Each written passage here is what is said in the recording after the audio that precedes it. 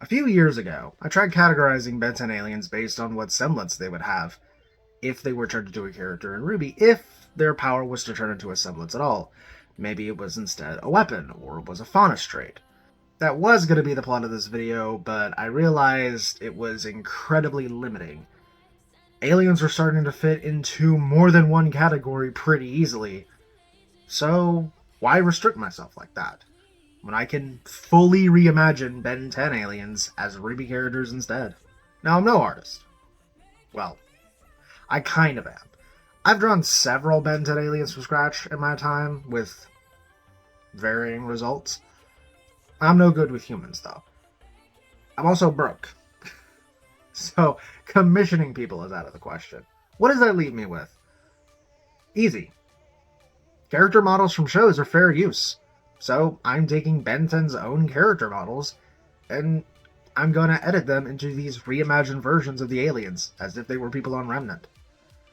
It's going to be fun, honestly, to see if people can guess which characters got their models used for which alien, and eventually reused. I imagine I'm going to be using some models more than once.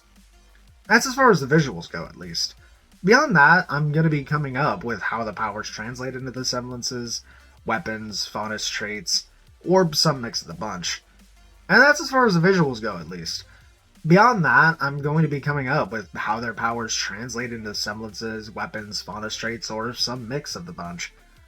We're gonna need to delve into RWBY's character creation philosophy a little bit, namely one thing: color. Since the days of the Great War, it's tradition on Remnant to name one's children after the most basic, fundamental aspect of art: color.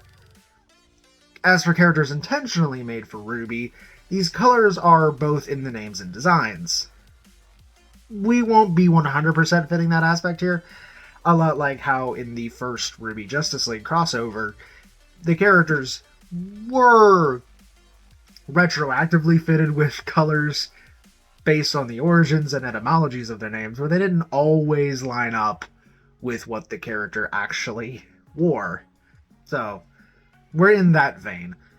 The names will attempt to have a color meaning. I've come to find that almost all names can find some tie to a color based on their origins and etymology. But the main focus is going to be making it sound like a human version of the alien's name. And that's really the best way I could explain it without us getting right into it yet. Beyond that, figuring out how the alien's powers work: semblances, weapons, faunus traits. And again, most likely it is going to be a combination of all of the above. But just having a name, design, and power set does not a character make. I want to try to not necessarily fully flesh out their lore, but give sort of a general idea of what I think their story would be like, based on the design, based on different aspects of the aliens, different stories related to those aliens from the actual Ben 10 canon. And just kind of have something to work with so that they're more than just a concept. They're an actual character in a way. I'm obviously not going to do every alien in this one video. I've got 4 I've made that I want to go ahead and showcase, and we'll see how it does. The goal is to make this a series, and to have each episode learn for the last if at all possible. This means potential changes in format, changes to the visuals, and revisiting aliens at times if necessary to adjust their designs or names, if people think they should be different. But that's really only if I'm doing something that's like actually bad, like if I'm accidentally stereotyping or anything like that. That's something that I would change based on reception. I'm not going to change it just because someone happens to not like it, that it doesn't fit their taste, you know? It's really just the problematic stuff I want to avoid. I want to make characters, not caricatures. And just so we're all on the same page, I more or less have conceptual names for all of the 67 base aliens. I just have to figure out everything else. Anyway, let's go ahead and get started on the first batch. We're starting with a poster boy, Diamondhead. Frankly, he should be the main poster boy. He's iconic, he's from the original 10, he's in every series, he's got actually cool powers unlike forearms. Why he's only one of the poster boys instead of the main one, I have no idea.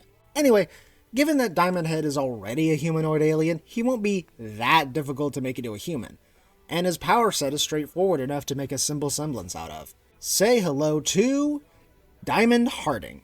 Diamond's semblance is aura crystallization. He's able to manifest his aura in a solid form, which resembles and acts similar to crystals. In doing so, he is capable of firing off aura crystals as projectiles, manifesting aura crystal armor, or weapons, and even creating spikes akin to that of Diamondhead's on his back.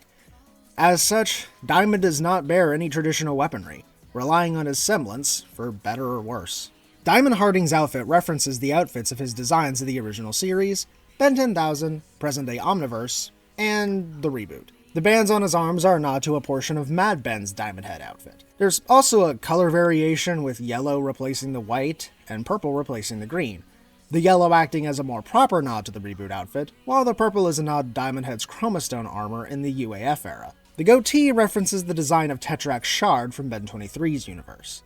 I guess I should also mention the Omnitrix hourglass. It's obviously not an actual Omnitrix, it's just the emblem. As for a lore reason for it being there, either each of these reimagined heroes exists in a different timeline, where they each happen to pick the same emblem, or there's some collective that uses this emblem and they're all part of it in the same universe. Think how the Shnees and the SDC also use the same snowflake symbol.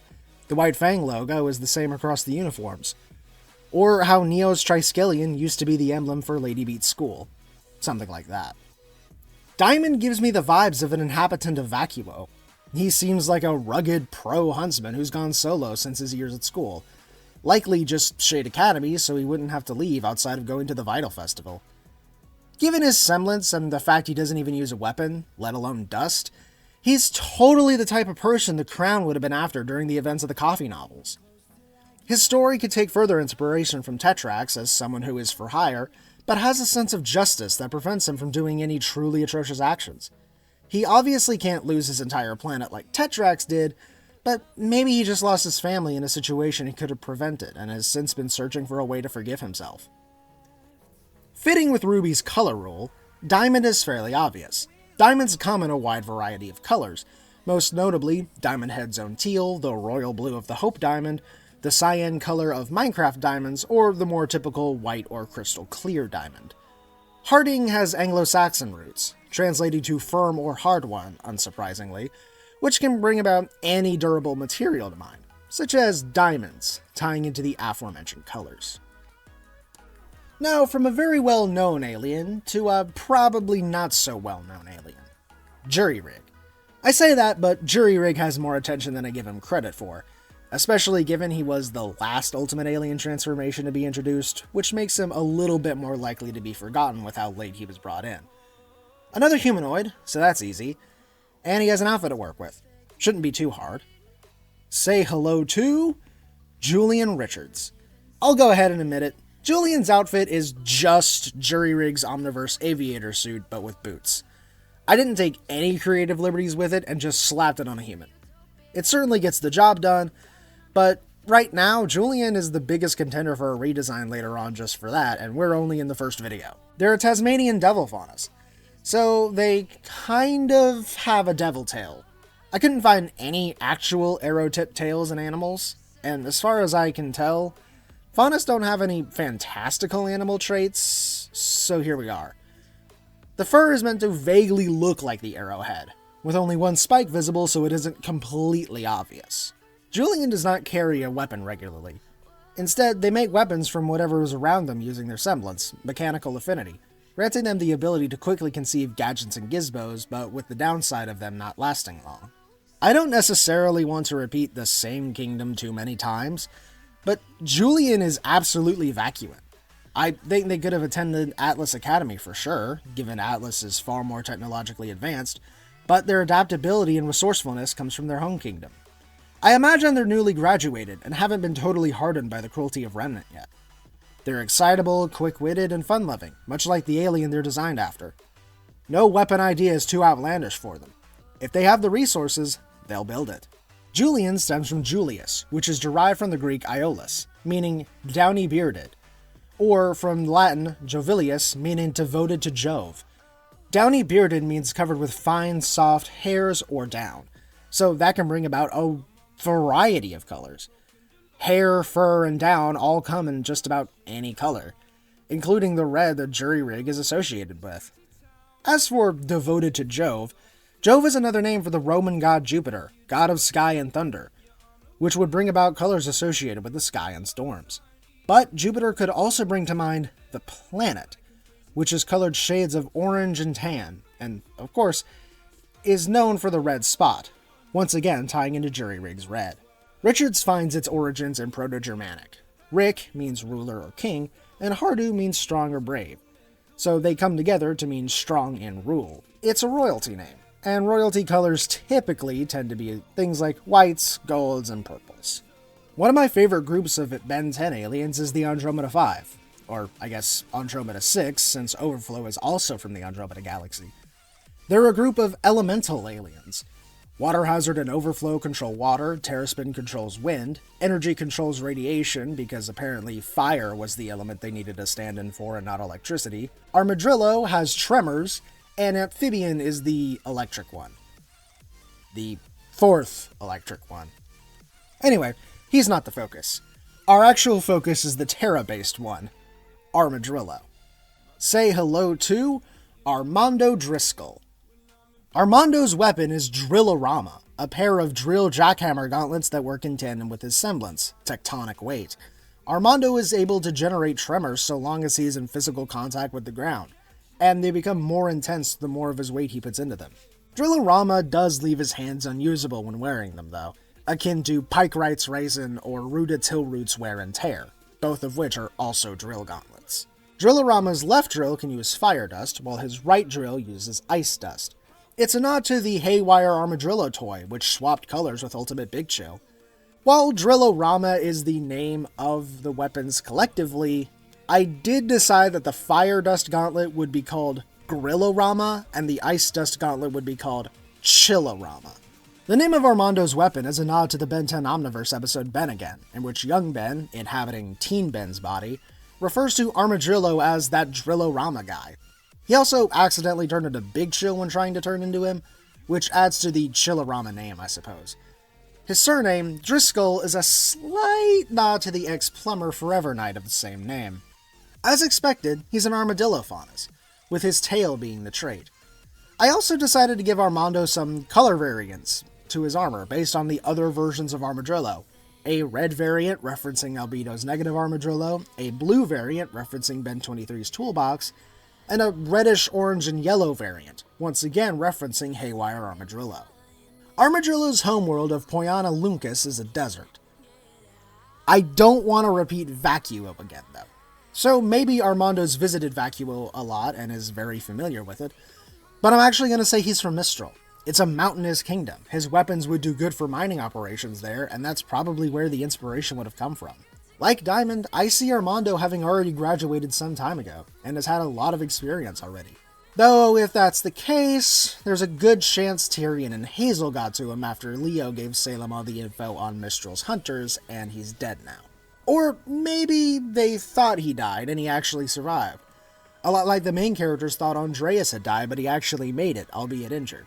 Armando means armed man or soldier, which I think would bring to mind shades of green, brown, and beige to tie into military camouflage. Or shades of gray, given how many war photos are black and white.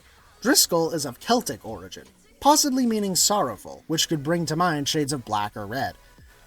This is an example of an alien I can't really associate the name's origins to the alien's colors, aside from maybe the alternate armors like Albedo or Haywire. Again, the point of the names was less about making the colors match, and more about them sounding like the alien's name as if it were a regular human name, and it just happens to have a color meaning because most names do. For the final of this batch, we're headed into the Alien Force 10. I love the Alien Force 10. They're a very balanced and powerful set of 10, with really only Humongosaur holding it back in way of quality because he's very mid by comparison. But we're not here to make Humongosaur actually interesting. Not yet, at least. For now, we're going for Echo Echo. Say hello to Enzo Eckhart. Echo Echo's design doesn't really have a lot to pull from, so I opted to take inspiration from his ultimate form as well. So he's got this lab coat over top a blue jumpsuit, basically his original form over top the ultimate. Or original containment suit over top ultimate containment suit if you subscribe to that weird living sound waves in a containment suit idea. I took a couple of notes from some actual RWBY characters too, with the white coat over top a full bodysuit being like Blake's Atlas outfit, while the general vibe was meant to allude to Flint Cole.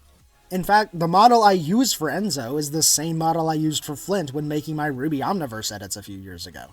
He wears a sort of necklace thing, which houses a bunch of gems that are meant to look like Ultimate Echo Sonic discs. His Omnitrix emblem is a part of his headset, paying homage to Echo's Omniverse Omnitrix placement.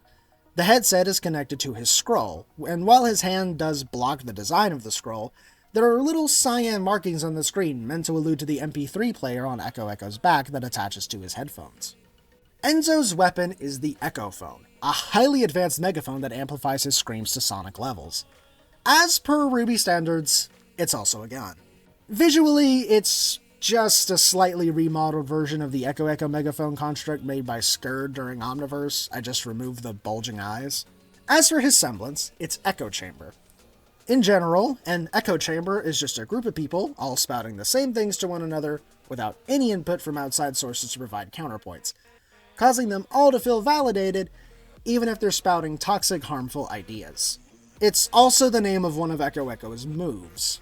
In the case of both Echo and Enzo, it is a chamber of just themselves screaming about, creating a chamber of echoes around their enemies to defeat them. Also, yes, having Echo in both the semblance and weapon name is meant to allude to Echo's own Echo name. Let's get two things out of the way first. Number 1, Enzo is absolutely from Atlas. Number 2, Enzo absolutely has some connection to Flint. A few years ago, I did a thread on which Ben 10 aliens RWBY characters would be, and Flint was an easy Echo. The sonic screams are very similar to Flint's trumpet, and both have duplication powers. So it's really not a surprise that adapting Echo into a RWBY character would cause overlap with Flint. Maybe he's a friend of the family, or a mentor. Or with how much of an overlap there is, maybe they're related and there's some kind of genetic semblance going on. It would make for an interesting parallel to Weiss, especially given the sort of rough first introduction the two had to one another. But I'll leave it open-ended for headcanons. I envision Enzo as being an Oobleck type. He's a licensed huntsman and powerful in his own right when needed.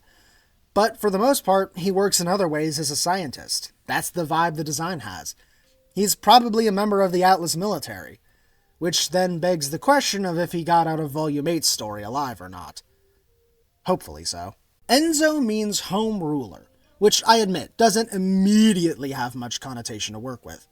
I guess one could focus on the ruler aspect of the name, which, much like Julian's last name, brings to mind royal colors, purple, gold, white. Eckhart, and its various spelling alternatives, is derived from ancient Germanic, composed of ag, referring to the sharpness or point of a blade, and hard, referring to hardy, brave, or strong. These together bring to mind the idea of armor, which is typically a steely gray or silver color.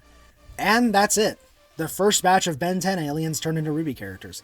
This is an insanely fun project to work on, and I hope the final product comes across as satisfactory as well. If you want to see close-up images of these characters or future ones, then you can always follow my Twitter or join the Discord, where I'll be posting them soon after the video goes live. Links to both in the description below. And until next time, do all that YouTube algorithm stuff, liking, commenting, subscribing, and I will see you when I see you. If I bleed tonight